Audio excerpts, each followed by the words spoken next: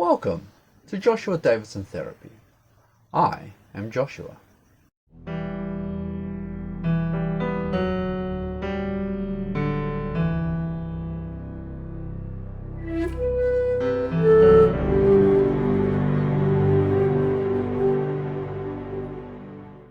We humans have a number of moods that are snapshots of the world, priming us for action on a reaction basis. To manually process the world and make moment-by-moment decisions takes far too long, so our emotion-driven reaction system is an automated shortcut. When it works, it's great. When it fails, it can give us all of the wrong signals and responses. One of our moods is fear. Fear is not necessarily a bad thing. It is what enables us to cross the road safely, use dangerous tools like fire, and helps us to cut up food, and so on. We even frequently seek out fear for fun activities, such as roller coaster rides, driving fast, parasailing, going on holiday, and so forth. Basically, anything that is new or risky is triggering our fear response, but often in a good way. We evolved fear as biological organisms primarily to stay safe from physical threats. This could be a predator that might be attacking you, an obstacle such as a cliff that could hurt you, or a non-animal threat such as fire. When our ancestors started working in groups, we added social fear to the list, as sometimes the predator was not an animal out there, it was another one of us either inside of our tribe or from the next tribe. A threat to our social status can really get our attention. We continued to evolve our fear as we became thinking creatures. There are ideas of self, of future, and complex constructed fears such as financial harm, spiritual harm, and existential harm that can affect us. With all of these threats, it would be easy to assume that we would develop multiple threat response systems. However, evolution is quite lazy, and it will co-opt an existing system, adapting it to a new but related use. Thus, our fear response to a predator is the same fear response we have to heights, to social embarrassment, to financial harm, and to existential threat and dread. At mild levels, fear will ramp us up a bit to deal with a likely threat, while keeping our minds quite clear and helping us to focus on the threat. This can feel exhilarating. We often seek this kind of feeling. However, prolonged exposure to a mild threat or series of threats can exhaust us. We don't want to stay ramped up for too long.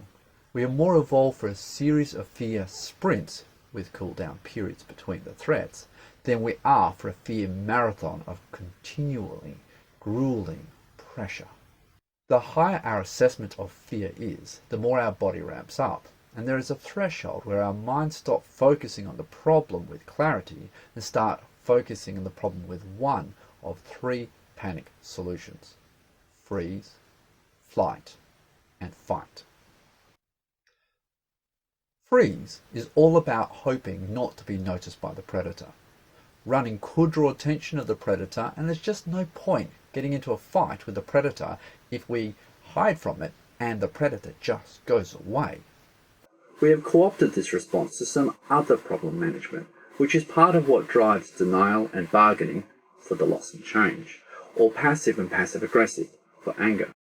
Our bodies get ready for freeze to fail, so our bodies therefore ramp us up, ready for either fight or flight. Freeze should be the first response to a tangible, immediate threat, but sometimes we skip it. Flight is the desire to get out of here, even before the threat shows up. The biological logic of this is that if you aren't there, then the threat can't kill or harm you.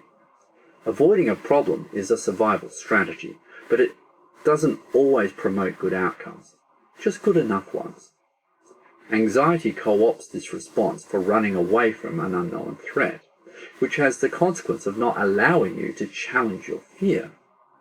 We also frequently avoid our responsibilities in the false belief that if we don't try, then we can't fail. but failing to act is still failing. Fight is a head-on direct confrontation with the problem. Often this is an aggressive act and taps into our anger response system. However, our fight might be a desperate act with little aggression. A fight doesn't have to be physical. It could be verbal, social, and cognitive attacks. Aggressive fights are often about doing the most damage to win, often escalating to dangerous levels, and as such, we accept harm to ourselves in order to survive or win. Defensive fights are about creating an opportunity to run away. While this should be the last measure against a threat, if we have been in continual violent situations, including non-physical violence, this frequently becomes our first port of call, and we are frequently told that we have anger management issues. Those are our fear, panic responses: freeze, flight, and fight.